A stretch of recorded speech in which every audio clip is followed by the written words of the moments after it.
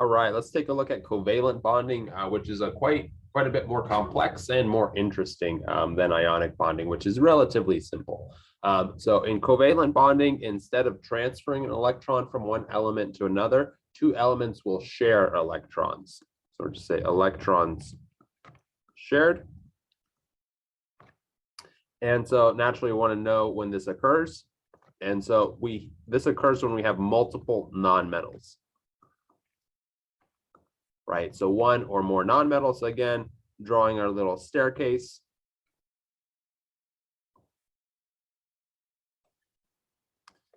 It's when we have multiple of these atoms combining with themselves.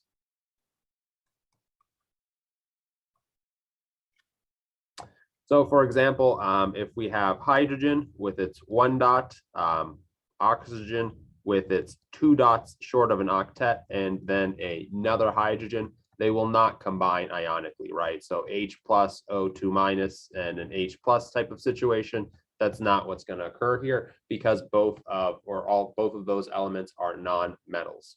So what instead occurs is we have the hydrogen with its one dot each or one valence electron each, oxygen with its two valence electrons short of each, short of the octet. And what they do is they share these electrons.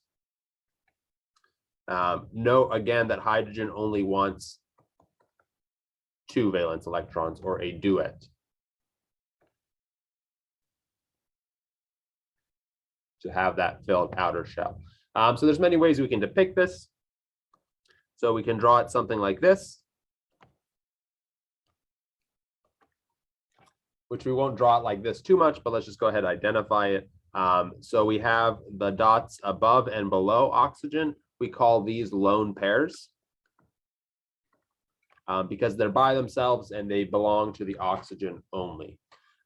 These dots in between the two elements, right, in between the oxygens and the oxygen and the hydrogens are what we call a bonding pair.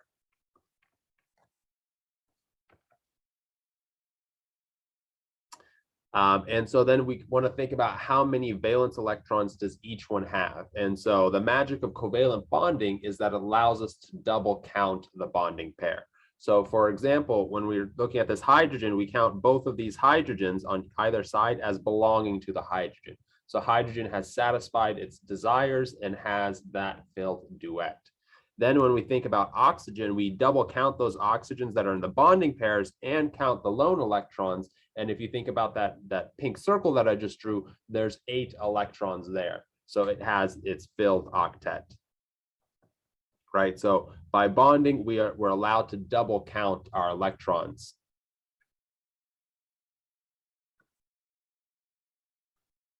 And so then both of the elements are happy because they have both a filled valence shell. So we won't draw our structures like this. We're going to draw them slightly different. This is what are called Lewis structures, or just another form of Lewis structures, really. And so instead of drawing the dots between our elements, we're just going to draw a line. And then we're just going to leave the lone pair on oxygen as it was. So these lines here, what they represent are chemical bonds or covalent bonds. And they represent each 2 dots or 2 electrons, right? So each line is equal to 2 electrons, right? And then you can tell hydrogen now is happy, it has its 2 electrons, oxygen is happy, it has its 8 valence electrons. So let's take a look at what are known as diatomic compounds. So this is just 2 atoms combined with themselves. So for example, we have chlorine.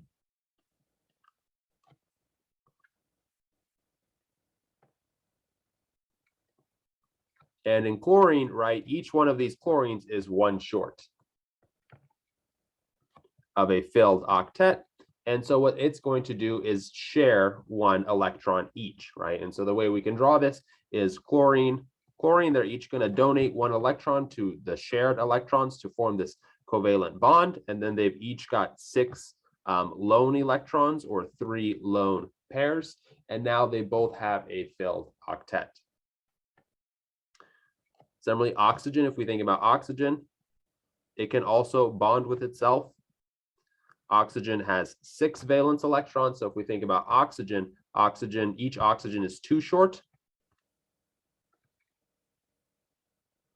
So they're going to share 2 electrons each, or 4 total. And the way that this is going to look is as a double bond, right? So we're going to have oxygen, oxygen, and then they're going to share 4 electrons.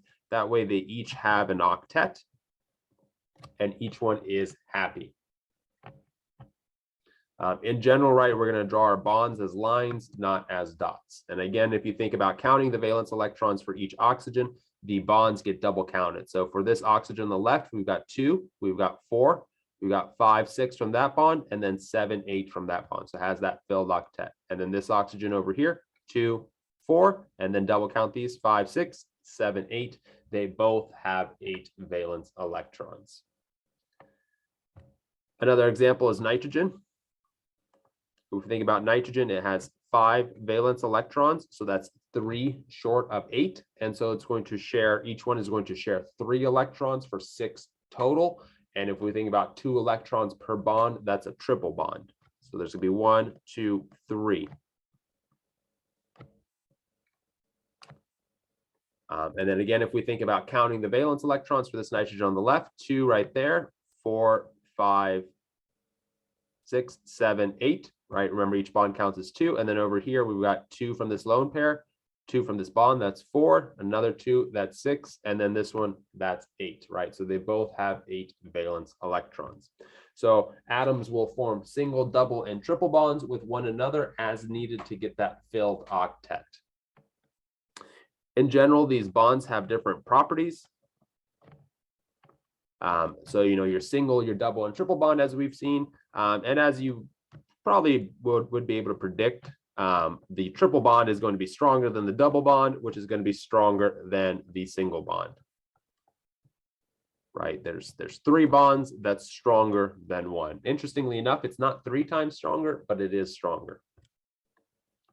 And then the other property that they have is bond length, right? How long are these bonds? And as you might be able to predict, a single bond is actually going to be longer than a triple bond because the 2 atoms aren't held as tightly together, right? So you can think about that, you know, as the bonds, as the kind of springs or glue or, you know, lines that are keeping them together. And if you have 3, they're going to be held tighter together, right? So the triple bond is also the shortest